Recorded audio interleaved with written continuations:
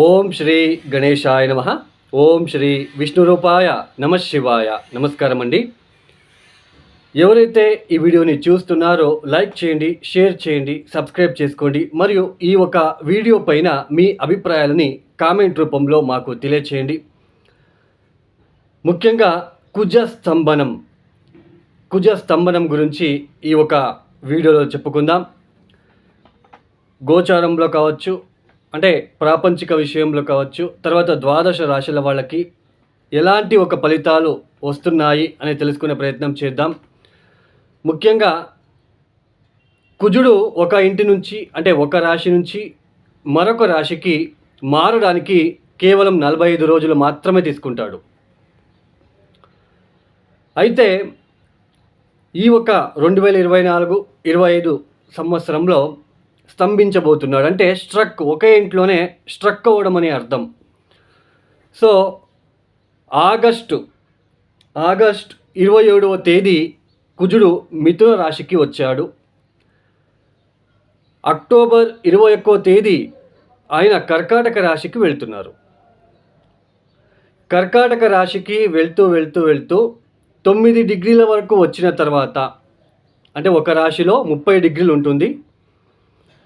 కుజుడు మిథునం నుంచి కర్కాటక రాశికి అక్టోబర్ 21వ తేదీ వస్తున్నాడు. సో 9 డిగ్రీల దగ్గరికి వచ్చిన తర్వాత, అంటే దాదాపు డిసెంబర్ 7వ తేదీకి ఆయన 9 డిగ్రీలకి వస్తున్నాడు. అలా వచ్చిన తర్వాత మళ్ళా రిట్రో అవుతున్నాడు, అంటే వక్రగతి పొందుతున్నాడు. మళ్ళా వెనక్కి 9 డిగ్రీల నుంచి మళ్ళా వెనక్కి వెళ్తూ మిథున రాశిలోకి వెళ్తున్నాడు. సో ఈ ఒక ప్రాసెస్ ఏదైతే ఉందో, దాదాపు ఆయన సింహ రాశికి వెళ్ళడానికి జూన్ 7వ తేదీ 2025 సంవత్సరం జూన్ 7వ తేదీ సింహరాశికి వెళ్తున్నాడు. అంతవరకు కూడా మిథున కర్కాటక రాశిల్లోనే కుజుడి ఒక సంచారం జరుగుతున్నది. అంటే ఆయన రావడము, వక్రించి మళ్ళా వెనక్కి వెళ్ళడము. సో ఈ ఒక సంచారం వల్ల ద్వాదశ రాశులకి కావచ్చు, మన ప్రాపంచిక విషయంలో గోచారం నుంచినే మనము సామాజికంగా, అంటే ఆర్థిక స్థితి ఎలా ఉంటుంది, ఉద్యోగం ఎలా ఉంటుంది, అంటే టోటల్ వరల్డ్ వైజ్ ఆర్థిక స్థితి ఎలా ఉంటుంది, తర్వాత ఈ ఒక జాబ్ రిలేటెడ్ ఎలా ఉంటుంది, తర్వాత పొలిటీషియన్స్కి ఎలా ఉంటుంది, తర్వాత బిజినెస్ మ్యాగ్నెట్స్కి ఎలా ఉంటుంది, ఇవన్నీ కూడా మనం ఇట్లా తెలుసుకుంటాం. ఈ గోల్డ్ రిలేటెడ్ కావచ్చు, బంగారం విషయంలో కావచ్చు, ఇలా ప్రతి ఒక్కటి కూడా మనం ఈ ఒక ట్రాన్సిషన్ ఏదైతే జరుగుతుందో ఈ వీటి వలన మనం తెలుసుకుంటాం. ఆల్రెడీ మనము చూడండి, ఈ అక్టోబర్ మాసం నుంచినే ఇక్కడ గురువు వక్రించాడు, శని కూడా వక్రించాడు, రాహు వక్రించాడు, కేతు వక్రించాడు. అంటే రాహుకేతులు ఇద్దరు కూడా ఎప్పుడూ కూడా వక్రగతిలోనే సంచారం చేస్తుంటారు. అయితే విశేషంగా ఇక్కడ గురువు వక్రించడము, శని వక్రించడము, కాలపురుష చక్రం అంటే ఏంటి, మేషరాశి నుంచి మీనం వరకు. సో కాలపురుష చక్రం నుంచి దశమ స్థానం ఏదవుతుంది, మేషం నుంచి కౌంట్ చేసుకుంటూ వస్తే మకరం 10వ రాశి అవుతుంది. అంటే వృత్తి స్థానం అవుతుంది. వృత్తికారకుడు, కర్మకారకుడు శని వక్రించడము, ధనకారకుడు గురువు కూడా వక్రించడము. So all over world wise మనకి జాబ్ రిలేటెడ్ స్ట్రగల్స్ ఎక్కువ మంది ఫేస్ చేస్తున్నారు. ఆల్రెడీ ఫైనాన్షియల్ సెక్టర్స్లో కూడా చాలా ఇబ్బందులు ఫేస్ చేస్తున్నారు. సో ఇప్పుడు కుజుడు కూడా అక్కడ ఎప్పుడైతే కర్కాటక రాశికి వస్తున్నాడో, కుజుడికి శనికి షష్టాష్టకాలు ఏర్పడుతున్నాయి. అంటే కుజుడు ఉన్న స్థానం నుంచి శని 8వ స్థానం, శని ఉన్న స్థానం నుంచి కుజుడు 6వ స్థానం, షష్టాష్టక స్థానం. కుజుడి యొక్క దృష్టి ఏ రాశుల మీద ఉంటుందంటే, కుజుడు ఉన్న స్థానం నుంచి ఆయన చతుర్థాన్ని చూస్తాడు, సప్తమాన్ని చూస్తాడు, అష్టమాన్ని చూస్తాడు. అంటే కర్కాటక రాశిలో సంచారం చేసేటప్పుడు కుజుడి యొక్క దృష్టి 8వ స్థానమైన కుంభరాశిలో పడుతుంది. కాబట్టి గోచారములు ఎలా ఉంటుందంటే, సో ఇక్కడ ముఖ్యంగా ప్రమాదాలు ఎక్కువ అయ్యే సూచనలు ఉంటాయి. అది మిషనరీ ప్రమాదాలు కావచ్చు, రోడ్ యాక్సిడెంట్స్ కావచ్చు, ప్లేన్ క్రాషెస్ కావచ్చు, బోట్కి సంబంధించిన ఈ ఒక యాక్సిడెంట్స్ కావచ్చు, విద్యుత్ అవగడలు కావచ్చు, కెమికల్ రిలేటెడ్ ఫ్యాక్టరీస్ కావచ్చు, తర్వాత ఈ మనకి దీపావళి కూడా వస్తూ ఉంది, ధమాకాలు, సో వాటికి సంబంధించిన ఫ్యాక్టరీలో కావచ్చు, ఇలా తర్వాత గ్యాస్ రిలేటెడ్ కావచ్చు, ఇవన్నీ కూడా ఇబ్బందులకి గురయ్యే సూచనలు ఉంటాయి. కుజుడు అంటే ఏంటి? Police department, military department, technically mechanical oriented machinery, thermal department, electrical department, manufacturing, iron oriented manufacturing sectors కావచ్చు, వీటి అన్నిటి మీద కొద్దిగా ప్రభావం అనేది చూపిస్తూ ఉంటుంది, నెగిటివ్గా ప్రభావం ఉంటుంది, ఇబ్బందులు పడాల్సిన ప్రమాదం ఏర్పడుతూ ఉంటుంది. సో ఇక్కడ ఈ ఒక గోచరంలో సో ఇలాంటి సిచ్యుయేషన్ ఉంటుంది. అంటే ప్రతి ఒక్క అంటే ఇక్కడ పోలీస్ డిపార్ట్మెంట్కి ఇబ్బందులు ఎక్కువగా ఉంటాయి, తర్వాత రాజకీయ పరంగా ఎక్కువ ఇబ్బందులు ఉంటాయి, ఎక్కువ గొడవలు అయ్యే సూచనలు ఉంటాయి. తర్వాత లాయర్స్, శని అంటే లా కాబట్టి ఆ శనిని ఈ యొక్క కుజుడు చూడడము, శని వక్రించడము, లా రిలేటెడ్, సో వాళ్ళకి కూడా ఇబ్బందులు వచ్చే సూచనలు. తర్వాత రియల్ ఎస్టేట్ గోచారంలో ఇక్కడ చూడండి, కాలపురుష చక్రం నుంచి కుజుడు ఎన్నో స్థానంలో సంచారం చేస్తున్నాడు? కర్కాటక రాశి చతుర్థ స్థానం అవుతుంది. చతుర్థ స్థానం అంటే ఏంటి? భూమి కొనుగోలు, రియల్ ఎస్టేట్, ప్రాపర్టీ, వీటిల్లో కూడా సమస్యలు ఎక్కువ అవుతాయి. సో రియల్ ఎస్టేట్ గురించి చాలా ఇబ్బందులు ఫేస్ చేయాల్సిన ఒక ప్రమేయం ఏర్పడుతూ ఉంటుంది. సో ప్రతి ఒక్కరు వరల్డ్ వైజ్ చెప్తున్నాను నేను, ఇంకా నేను ద్వాదశ రాశుల వాళ్ళకి వెళ్ళలేదు. సో ఇలాంటి సిచ్యుయేషన్ ఎక్కువగా ఉంటుంది, ప్రమాదాలు ఎక్కువ అయ్యే సూచనలు ఉంటాయి. తస్మాత్ జాగ్రత్తగా ఉండే ప్రయత్నాలు చేసుకోండి. సో ఇక్కడ ప్రతి ఒక్కరికి ఇలాగే ఉంటుందా అని అనుకున్నట్లయితే అలా ఉండదండి. ఎవరికైతే దశాభుక్తులు మెయిన్ ఇంపార్టెంట్, దశాభుక్తులు ఒకసారి చెక్ చేసుకోండి. ఇప్పుడు ఫర్ ఎగ్జాంపుల్, ఇప్పుడు కుజుడు కర్కాటక రాశిలో సంచారం చేస్తున్నాడు. మీ జాతకంలో కర్కాటక రాశిలో గనక శనినో రాహు గనక ఉన్నట్లు గనక అయితే చాలా ఇబ్బందులు ఫేస్ చేయాల్సి ఉంటుంది. సో అది ఎన్నో రాశి? అష్టమ స్థానం అయితే, అష్టమ స్థానంలో గనక మీకు ఒకవేళ ధనుసు రాశిలో పుట్టి అష్టమ స్థానంలో శని ఉన్నాడు అనుకోండి మీ జాతకంలో, ఇప్పుడు కుజుడు అక్కడ వస్తున్నాడు, సడన్గా ఏదైనా మేజర్ యాక్సిడెంట్స్ కానీ ఏదైనా సర్జరీస్ కానీ అవ్వడానికి అవకాశాలు ఉంటాయి.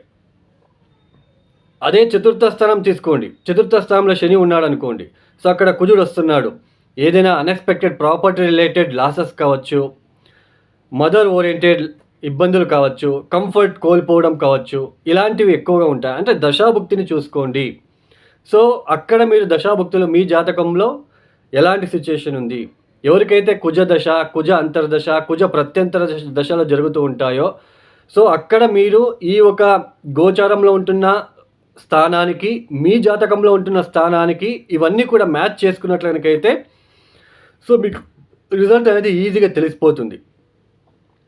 సో ప్రతి ఒక్కరు కూడా ఆల్రెడీ మనం గోచరంలో చూస్తున్నాం, ఆల్రెడీ జరుగుతున్న ఒక ఇబ్బందులు, వృత్తికారకుడు శని వక్రించడము, ధనకారకుడు గురువుగారు వక్రించడము, ఇప్పుడు కుజుడు కూడా అక్కడ వచ్చి వక్రించడము, యుద్ధాలు ఎక్కువ జరిగే సూచనలు ఉంటాయి, అక్కడక్కడ గొడవలు అయ్యే సూచనలు, ప్రమాదాలు అయ్యే సూచనలు, లాసెస్ అయ్యే సూచనలు, రియల్ ఎస్టేట్ కావచ్చు, మెకానికల్ ఇండస్ట్రీస్ కావచ్చు, వీటి వలన సో వీటిలో ఇబ్బందులు ఏదైనా వచ్చే సూచనలు ఉంటాయి. కాబట్టి అది ఇండివిజువల్ రాశి ప్రకారంగా మనము ఎలా తెలుసుకోవచ్చు అని తెలుసుకుందాం. ముఖ్యంగా చూడండి, అక్టోబర్ 21వ తేదీ నుంచి డిసెంబర్ 7వ తేదీ వరకు కుజుడు కర్కాటక రాశిలో సంచారం చేస్తూ డిసెంబర్ 7వ తేదీ ఆయన వక్రించబోతున్నాడు. డిసెంబర్ 7వ తేదీ నుంచి 2025 ఫిబ్రవరి 24వ తేదీ వరకు కూడా ఆయన వక్రించి మిథున రాశిలో, అంటే కర్కాటక రాశి నుంచి వెనక్కి వెళ్తూ మిథున రాశిలోకి వెళ్ళి మళ్ళా ఫిబ్రవరి 24వ తేదీ ఆయన మళ్ళా కర్కాటక రాశి వైపు వస్తుంటాడు. ఎగైన్ జూన్ 7వ తేదీ వరకు కూడా ఆయన కర్కాటక రాశిలోనే సంచారం చేస్తూ తర్వాత సింహరాశికి రాబోతున్నారు. ఈ ఒక సంచారం ఏదైతే ఉందో ఇక్కడ ద్వాదశ రాశుల వాళ్ళకి తెలుసుకునే ప్రయత్నం చేద్దాం. ఇక తదుపరి రాశి మిథున రాశి. ఈ మిథున రాశి వాళ్ళకి ముఖ్యంగా కుజుడు 6వ స్థానాధిపతి మరియు లాభాధిపతి అవుతున్నాడు. ఇక్కడ అక్టోబర్ 21వ తేదీ నుంచి కూడా డిసెంబర్ 7వ తేదీ వరకు కర్కాటక రాశిలో అంటే ద్వితీయ స్థానంలో సంచారము. ఎప్పుడైతే 2024 డిసెంబర్ 7వ తేదీ నుంచి మళ్ళా వెనక్కి వెళ్తున్నాడు, అంటే వక్రించి మళ్ళా మిథున రాశికి వెళ్తున్నాడు. సో ఈ ఒక మిథున రాశి వాళ్ళకి ముఖ్యంగా ఆర్థిక సమస్యలు వచ్చే సూచనలు ఉంటాయి, ఆరోగ్య సమస్యలు వచ్చే సూచనలు ఉంటాయి. తర్వాత ఈ ఒక మిథున రాశి వాళ్ళకి ఒక ఫ్రస్ట్రేషన్, ఏదో తెలియని ఒక కోపం లాంటిది, ఆ ఒక ఫ్రస్ట్రేషన్ని దాన్ని ఎలా తీర్చుకోవాలన్నట్టుగా మీరు అనిపిస్తూ ఉంటుంది. మీ యొక్క మైండ్లో అలాంటి థాట్ తట్టుకోలేరు. ఎవరైనా వచ్చి చిన్న క్వశ్చన్ అడిగినా మీరు కోపం అనేది ఎక్కువ అవుతూ ఉంటుంది. తర్వాత ఎక్కువ కంఫర్ట్ లేకుండా, నాకు అంటే ఒక మనశ్శాంతి లేకుండా ఉండే ఆస్కారాలు ఉంటుంది. అంటే ఎటు చూసినా కూడా ఇబ్బందులు, ఒడదొడుకులే ఉన్నట్టుగా కనిపిస్తూ ఉంది నాకు. సో అన్నట్టుగా మీ ఒక ఫీలింగ్ అనేది అలాగే ఉంటుంది.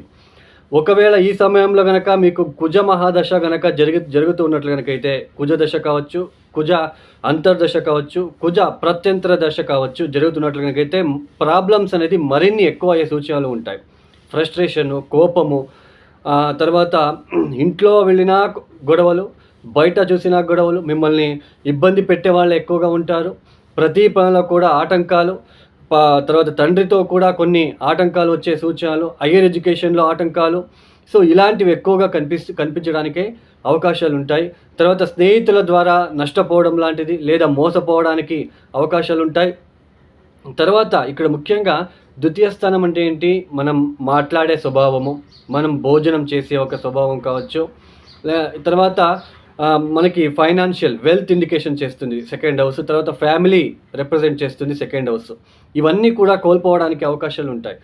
అంటే ఒక వేళకి సరైన సమయంలో, అంటే సరైన సమయానికి భోజనం చేయడానికి అవకాశాలు ఉండవు.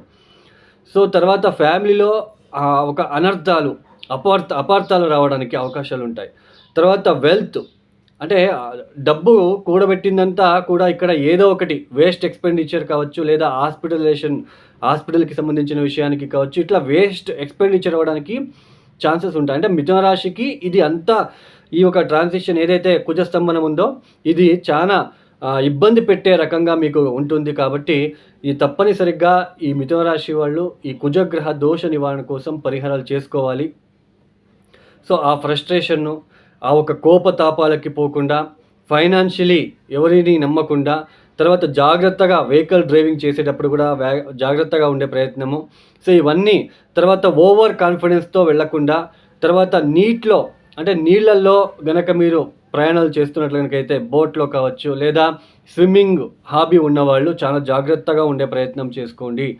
సో ఈ కుజగ్రహ దోష నివారణ కోసం మిథున రాశి వాళ్ళు తప్పనిసరిగా కేజీంబావు కందిపప్పు సోమవారం రాత్రిపూట లేదా సాయంత్రం పూట నానబెట్టేసి మంగళవారం ఉదయాన్నే లక్ష్మీ నరసింహస్వామికి, లేదా ఆంజనేయ స్వామి వారికి, లేదా సుబ్రహ్మణ్య స్వామికి పాలతో, తర్వాత కొబ్బరి బొండం నీళ్లతో అభిషేకాలు చేయించి అంటే గోచారంలో ఉంటున్న కుజగ్రహ దోష నివారణ కోసం ఈ పరిహారం చేసుకుంటున్నాను. కుజగ్రహ దోష నివారణ అవ్వాలని మొక్కుకొని ఏదైతే కందిపప్పు నానబెట్టి ఉంటారో ఆ నీళ్ళని తీసేసి బాగా మెత్తగైపోయి ఉంటుంది, ఎక్కువ బెల్లం కలిపి రోడ్ సైడ్లో ఆహారం లేకుండా ఉన్న ఎద్దులకి తినిపించండి. ఆవులకి కాదు, ఎద్దులకి తినిపించే ప్రయత్నాలు చేసుకోండి. తర్వాత ఇక్కడ ముఖ్యంగా ఈ యొక్క మిథున రాశి వాళ్ళు వీలైతే మీరు దాళింబ పండుని ఏదైనా ఆర్ఫనేజ్ స్కూల్స్ కావచ్చు, అనాథాశ్రమాలకి కావచ్చు, అక్కడ తీసుకొని వెళ్ళి పంచిపెట్టడానికి ప్రయత్నాలు చేసుకున్నట్లయితే వచ్చే ఇబ్బందుల నుంచి బయటపడవచ్చు. తర్వాత వీలైతే మీకు నచ్చిన అమ్మవారికి కావచ్చు, శివుడికి కావచ్చు, ఎరుపు రంగుల పూలని ప్రతిరోజు ఇవ్వడానికి ప్రయత్నాలు చేసుకోండి. ఈ యొక్క వీడియో మీకు నచ్చితే లైక్ చేయండి, షేర్ చేయండి, సబ్స్క్రైబ్ చేసుకోండి. సర్వే జనో సుఖినో భవంతు. ధన్యవాదములు.